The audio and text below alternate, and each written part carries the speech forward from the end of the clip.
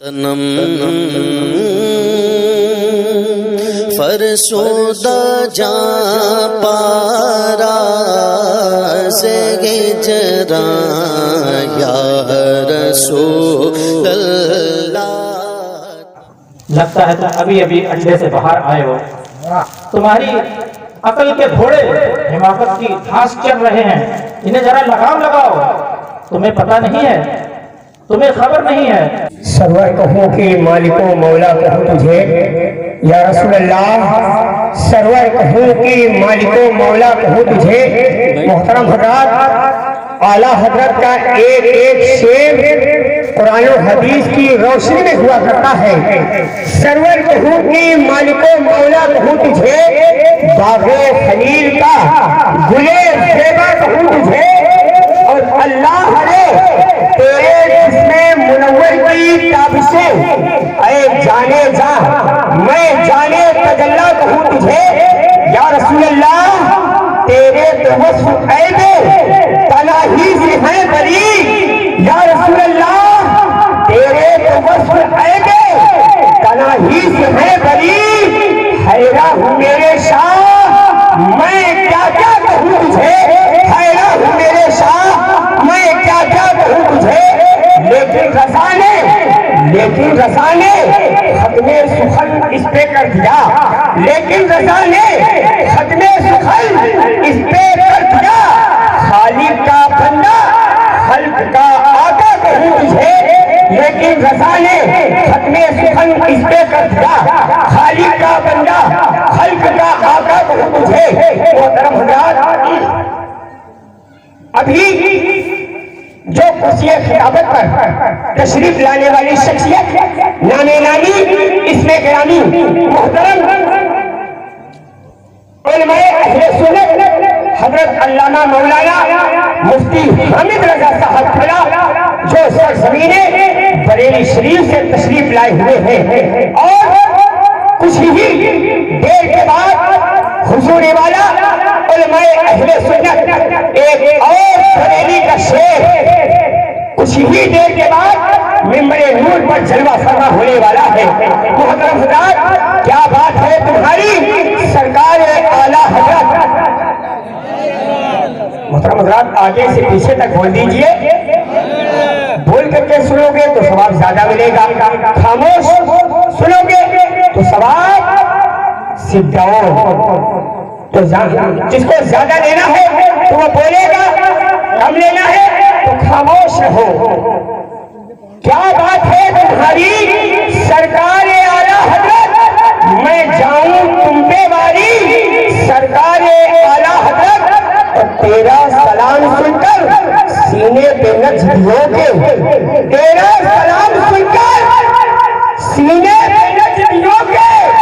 چلتی ہے جیسے آری سرکار اعلیٰ حضرت، چلتی ہے جیسے آری سرکار اعلیٰ حضرت۔ با فضل غوث اعظم، با فضل غوث اعظم سارے وہابیوں پر، با فضل غوث اعظم سارے وہابیوں پر تنے تنہا اکیلا ہے بھاری، ازہری ہے بھاری سرکار اعلیٰ حضرت۔ تیرا سلام سن کر سینے پہ نچ دیو گے۔ محترم حضرات، اب میں گزارش کروں گا اپنے علماء اہل سنت حضرت العلام حضرت علامہ مولانا مفتی حامد رضا کی بارگاہ میں بڑے ہی ادب کے ساتھ گزارش کروں گا کہ حضور والا کرسی خطابت پر تشریف لائیں اور ہم سامعین کو بہترین انداز کے ساتھ خطاب نایاب سے نوازے۔ محبتوں کے ساتھ نعرہ لگا لیجئے، امام حسین کے نام پہ، اعلیٰ حضرت کے نام پہ، دونوں ہاتھوں کو اٹھا کر آگے سے پیچھے تک ایک آواز ہو کر کے بولیے محترم حضرات، نعرہ تکبیر۔ دونوں ہاتھ اٹھائیے، ماشاءاللہ، دونوں ہاتھ اٹھائیے۔ محترم حضرات، شرماتے ہو؟ ابھی نیتا آئے جو کھڑے ہو کر کے پیشاب کرتا کہے کہ اپنے سر کو زمین میں رگڑو تو رگڑنا پڑے گا، کیوں؟ وہ پیٹ پال رہا، ہمارا باپ ہے نہیں۔ نعرہ تکبیر، نعرہ رسالت، سید میلاد النبی مسلک اعلیٰ حضرت فیضان اعلیٰ حضرت خاندان اعلیٰ حضرت فیضان حضور تاج الشریعہ سرزمین مولانا علماء اہل سنت مفتی حامد رضا صاحب قبلہ نعرہ تکبیر نعرہ رسالت۔ اسٹیج پر جلوہ گر علماء کرام اور حفاظ کرام، جملہ سامعین کرام، السلام علیکم ورحمۃ اللہ وبرکاتہ۔ وعلیکم السلام ورحمۃ اللہ وبرکاتہ۔ الحمدللہ الحمدللہ الذی فضل سیدنا و مولانا محمد صلی اللہ تعالی علیہ وسلم علی العالمین جميعا وأقامه يوم القيامة للمذنبين المتلبثين الخطائين الهالكين شفيعا، فصلى الله تعالى عليه وعلى كل من هو محبوب ومرضي لديه صلاة تبقى وتدوم بدوام الملك الحي القيوم، ونشهد أن لا إله إلا الله وحده لا شريك له، ونشهد أن سيدنا ومولانا محمدا عبده ورسوله، أما بعد، فأعوذ بالله من الشيطان الرجيم، بسم الله الرحمن الرحيم، لقد كان لكم في رسول الله أسوة حسنة، صدق الله العلي العظيم، وصدق رسوله النبي الأمين الكريم، ونحن على ذلك لمن الشاهدين والشاكرين، والحمد لله رب العالمين۔ محمد وہ کتاب کون کی طغرائے پیشانی، محمد وہ کتاب کون کے طغرائے پیشانی، محمد وہ حریم قدس کے شمع شبستانی، محمد وہ حریم قدس کے شمع شبستانی، مبشر جن کی بعثت کا ظہور عیسیٰ مریم، مبشر جن کی عظمت کا ظہور عیسیٰ مریم، مصدق جن کی عظمت کا لب موسیٰ عمرانی، مصدق جن کی عظمت کا لب موسیٰ عمرانی، تراشا جن کے ناخن کا ہلال آسماں منزل، تراشا جن کے ناخن کا ہلال آسماں منزل، غسالہ جن کے قدموں کا زلال آب حیوانی، غسالہ جن کے قدموں کا زلال آب حیوانی، وہ امی جن کے آگے مہر بر لب بلبل سدرا، وہ امی جن کے آگے مہر بر لب بلبل سدرا، وہ ناطق جن کے آگے عقل کل طفل دبستانی، وہ ناطق جن کے آگے عقل کل طفل دبستانی، خدا جانے اس سرکار کا کیا مرتبہ ہوگا، خدا جانے اس سرکار کا کیا مرتبہ ہوگا، غلامی بارگاہ جس کے کہیں ماں اعظم شانی، غلامی بارگاہ جس کے کہیں ماں اعظم شانی، حضور اس طرح گزرے گنبد مینائے گردوں سے، حضور اس طرح گزرے گنبد مینائے گردوں سے، نظر جس طرح شیشے سے گزر جاتی ہے بآسانی، نظر جس طرح شیشے سے گزر جاتی ہے بآسانی۔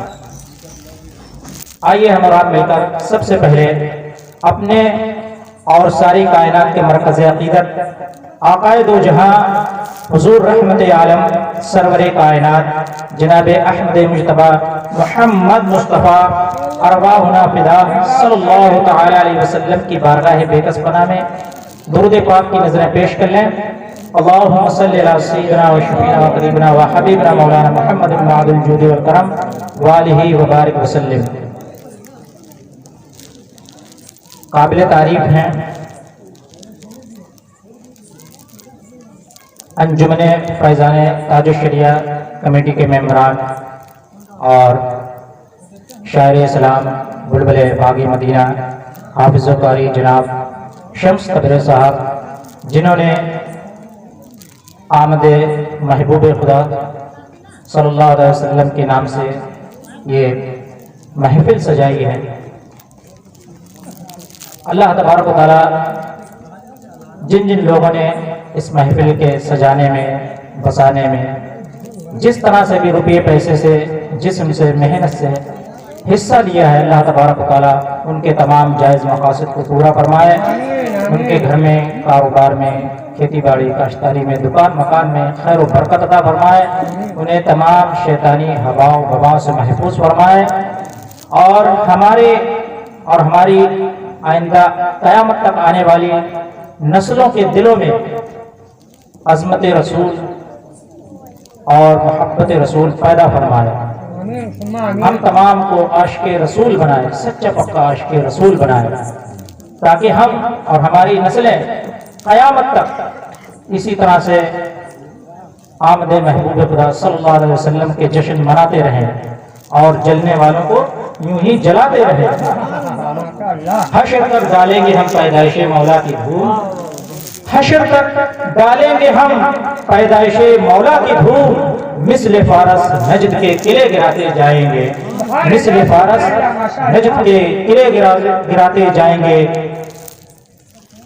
تجھ سے اور جنت سے کیا مطلب وہاں بھی دور ہو، تجھ سے اور جنت سے کیا مطلب وہاں بھی دور ہو، ہم رسول اللہ کے جنت رسول اللہ کی، ہم رسول اللہ کے جنت رسول اللہ کی،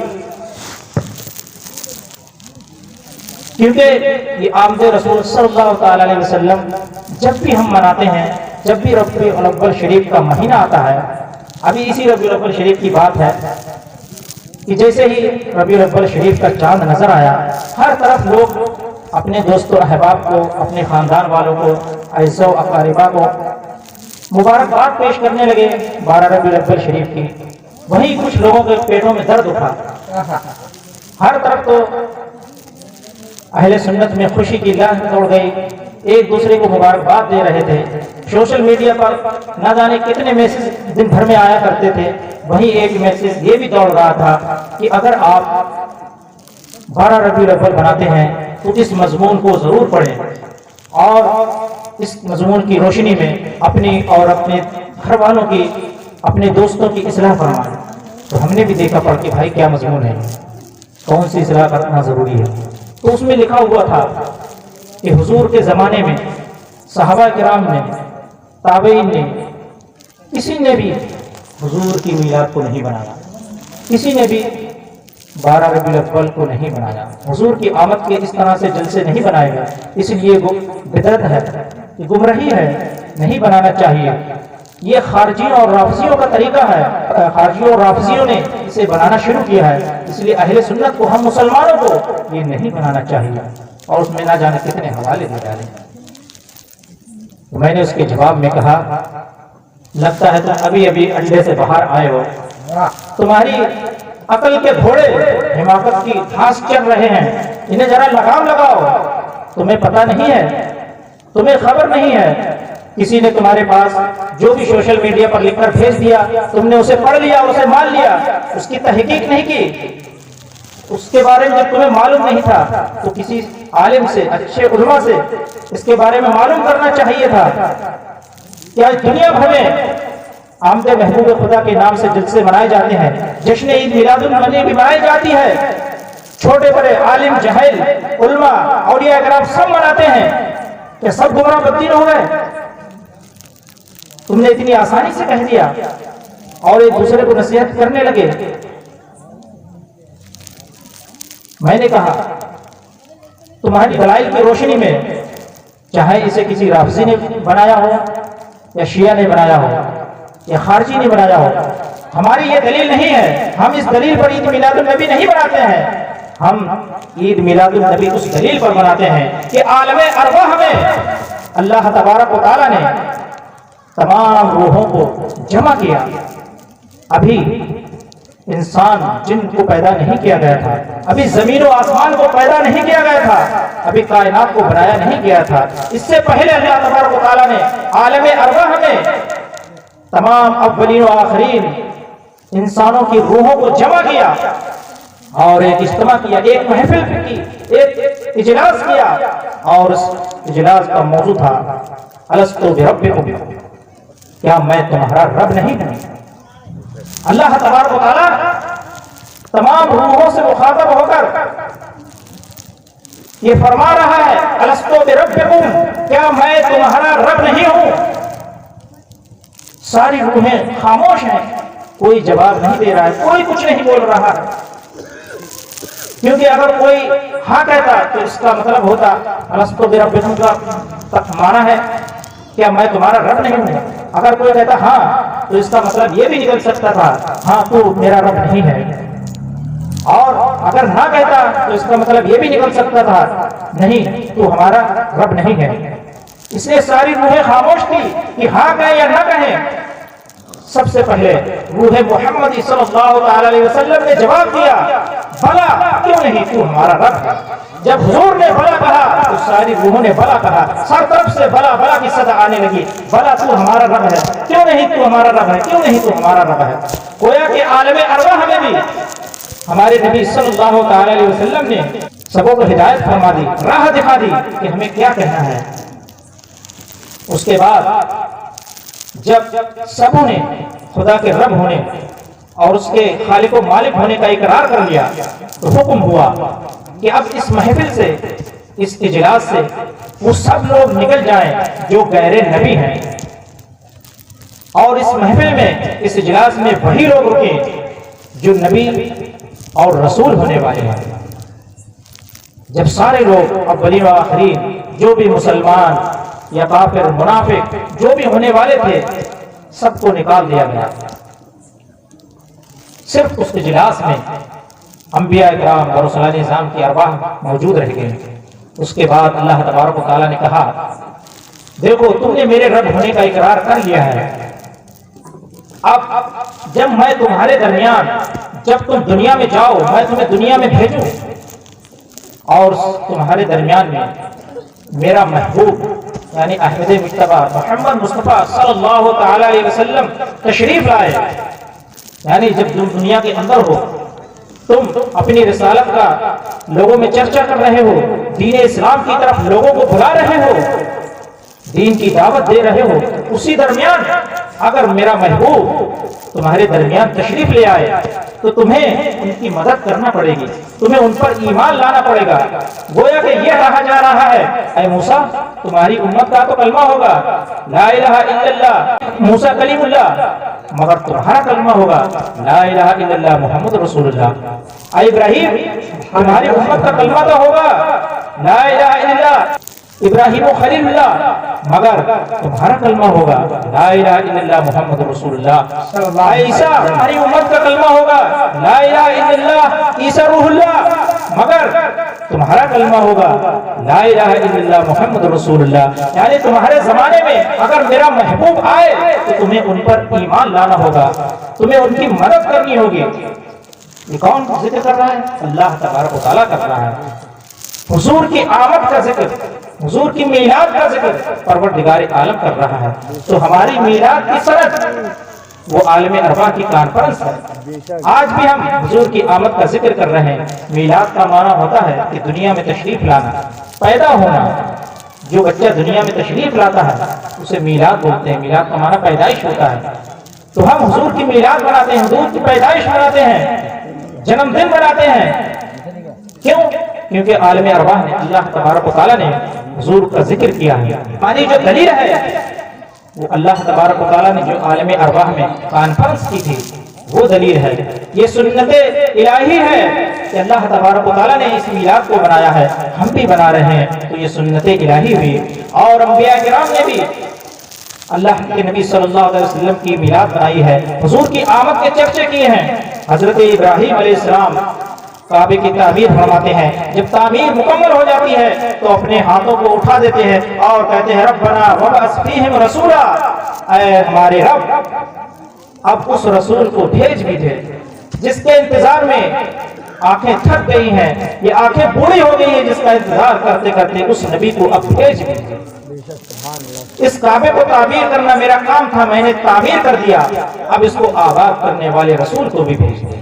یہ حضرت ابراہیم علیہ السلام دعا کر رہے ہیں کعبے کی تعمیر کرنے کے بعد.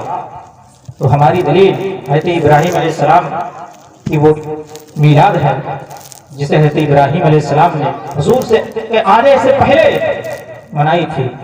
حضرت عیسیٰ علیہ السلام کا زمانہ آتا ہے, وہ دین کی تبلیغ کرتے ہیں. جب ان کی قوم انہیں جھٹلاتی ہے उनका इनकार करती है और उनकी जान की दुश्मन बन जाती है और उनके कत्ल पर आमादा हो जाती है। तो हज़रत ईसा अलैहिस्सलाम उनके जो चंद उन पर ईमान ले आए थे अपने हवारियों से कहते हैं कि लोगों ने मेरी कदर नहीं की है, लोगों ने मुझे पहचाना नहीं है, लोगों ने मेरे पहचानने में गलती की है, अब मैं यहाँ से रुखसत होने वाला हूँ। तो हवारी पुकार उठे, चीख पड़े, ऐ हुजूर, हमने आपकी खातिर वक्त के बादशाह से दुश्मनी की है, उसके खिलाफ हमने आपकी पैरवी की है, हम आप पर ईमान लाए हैं, अगर आप चले गए तो हमारा क्या बनेगा। हज़रत ईसा अलैहिस्सलाम कहते हैं जब मैं जाऊंगा तो मेरे बाद फारकलीद जलवागर होगा। फारकलीद का माना होता है अहमद सल्लल्लाहु अलैहि वसल्लम। हुजूर का नाम अहमद था, मोहम्मद और अहमद दो नाम हुजूर सल्लल्लाहु अलैहि वसल्लम के थे। तो फरमाते हैं कि जब मैं इस दुनिया से जाऊंगा तो मेरे बाद फारकलीद जलवागर होगा और वो पूरी कायनात के लिए हिदायत बनकर आएगा, हादी बरहक बनकर आएगा, वो महबूब खुदा बनकर आएगा, वो सैयदुल मुरसलीन होगा, वो माशाअल्लाह, सुभान अल्लाह, सुभान अल्लाह। जब आपके हवारियों ने हज़रत ईसा अलैहिस्सलाम अपने नबी के ज़बान से हुजूर की शान के ये कसीदे सुने, हुजूर की तारीफ सुनी, तो पुकार उठे, हुजूर क्या जिसकी शान के कसीदे आप भी पढ़ रहे हैं, क्या वो आपसे भी अजमत में बड़ा होगा, आपसे भी अजमत में ज्यादा होगा। तो हज़रत ईसा अलैहिस्सलाम ने कितना प्यारा जवाब दिया, सुनोगे तो आपके कलेजे में ठंडक पड़ जाएगी। फरमाते हैं तुम अजमत की बात कर रहे हो, अगर ईसा इब्ने मरियम को उनके जूतों के तस्मे बांधने का मौका मिल जाए तो ये भी सादत की बात है। सुभान अल्लाह, सुभान अल्लाह, माशाअल्लाह। वो इतनी अजमतों के हामिल होंगे, यहाँ बराबरी और तकाबुल अजमतों का कोई मुकाबला ही नहीं है। अगर ईसा इब्ने मरियम यानी अपने आप को कह रहे हैं कि ईसा इब्ने मरियम को अगर उनके जूतों के तस्मे बांधने का मौका मिल जाए तो ये भी मेरे लिए सादत की बात होगी, वो इतनी अजमतों के हामिल होंगे। बेशक, सुभान अल्लाह। ईसा अलैहिस्सलाम हुजूर की आमद का जिक्र कर रहे हैं, हमारी ये दलील है, हम इसलिए मीलाद मनाते हैं। तो अज़ीज़ान मिल्लत इस्लामिया और हदीस शरीफ में है, अल्लाह के हबीब सल्लल्लाहु तआला अलैहि वसल्लम फरमाते हैं इन ज़िक्र सालिहीन तंज़ीलुर रहमा, कि जहाँ सालिहीन का जिक्र होता है वहाँ अल्लाह की रहमत नाज़िल होती है। ज़िक्र सालिहीन का कफ़ारतुन, सालिहीन का जिक्र गुनाहों के लिए कफ़ारा होता है। सुभान अल्लाह, इसलिए हम सालिहीन का जिक्र करते हैं। अंबिया इकराम से ज्यादा सालिह कौन है, इसलिए हम अंबिया इकराम औलिया इकराम का जिक्र करते हैं क्योंकि उनका जिक्र गुनाहों के लिए कफ़ारा बनता है और अल्लाह की रहमत नाज़िल होती है जहां वो जिक्र खैर होता है। लेकिन वहीं कुछ लोग होते हैं जिनके पेट पर जब जिक्र नबी होता है, किसी नबी की मिलाद बनाई जाती है तो उनके पेट में दर्द उठता है। और क्यों ना उठे, क्योंकि ये शैतान के चेले हैं। जब पहला नबी पैदा किया गया, अरे तकबीर, नारे तकबीर, नारे रिसालत, नारे रिसालत, जश्न ईद मिलादुन नबी, मसलके आला हजरत उलमाए अहले सुन्नत मुफ्ती कासिम खान रजा साहब किबला सर जमीने बरेली शरीफ।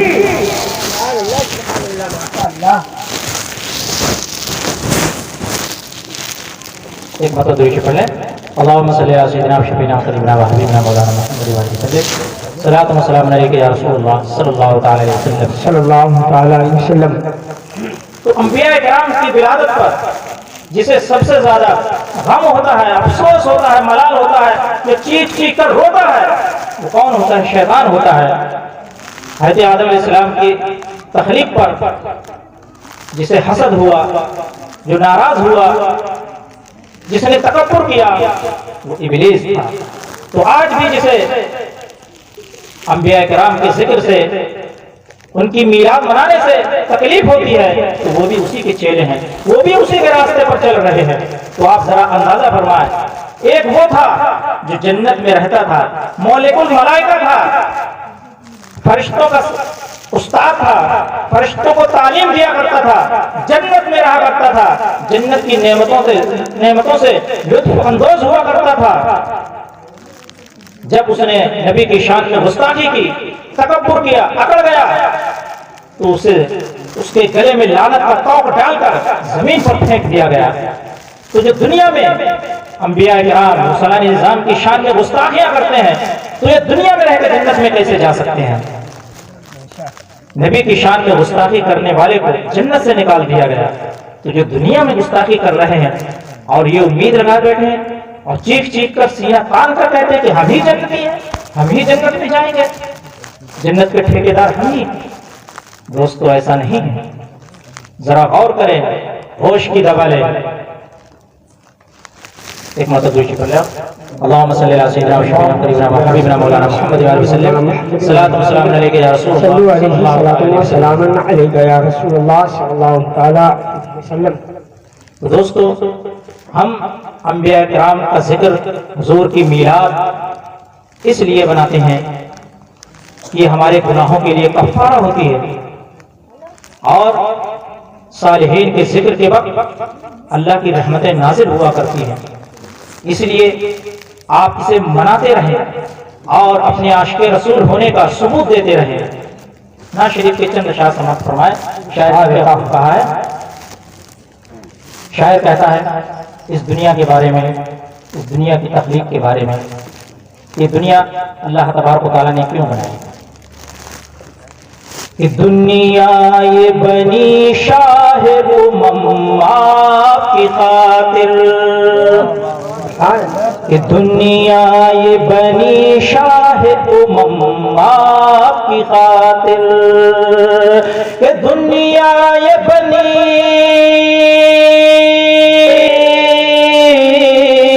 کہ دنیا یہ بنی شاہ امم آپ کی خاطر، ہیں آپ ہمارے لیے ہم آپ کی خاطر، سبحان اللہ سبحان اللہ ماشاء اللہ، ہمارے لیے ہم آپ کی خاطر۔ اگلا شعر سماعت فرمائیں۔ کیوں آپ کی الفت میں نہ ہم عمر گزاریں، کیوں آپ کی الفت میں نہ ہم عمر گزاریں، کیوں آپ کی الفت میں،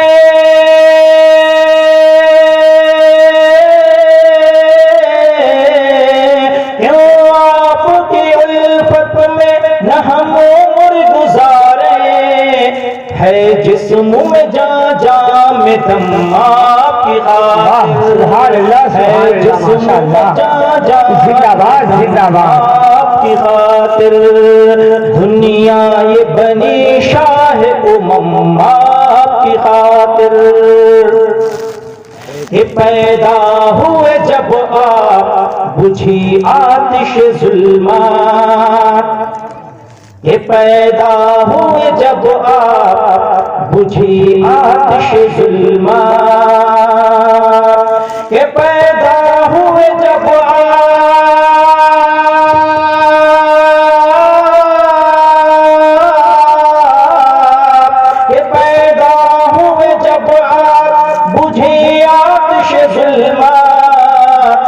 سجدے میں گرے سارے صنم آپ کی خاطر، سبحان اللہ سبحان اللہ ماشاء اللہ، سارے صنم آپ کی خاطر، کہ روضے کی زمین ہو گئی جنت سے بھی افضل، کہ روضے کی زمین ہو گئی جنت سے بھی افضل، کہ روضے کی زمین،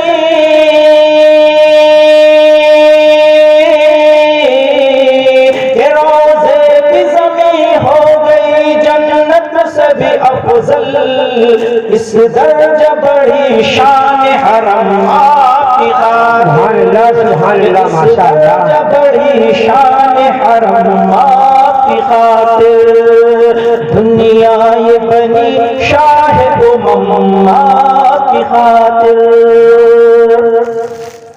کہ خورشید و قمر ارض و سما اور ستارے، کہ خورشید و قمر ارض و سما اور ستارے، کہ خورشید و قمر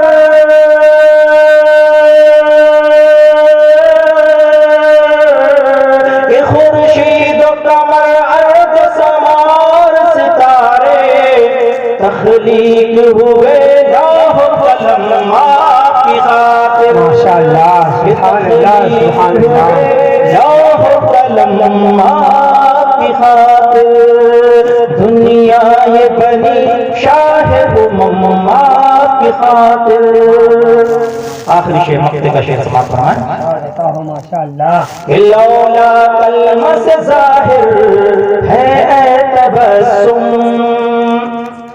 کہ لولا کلمہ سے ظاہر ہے اے تبسم، کہ لولا کلمہ سے ظاہر،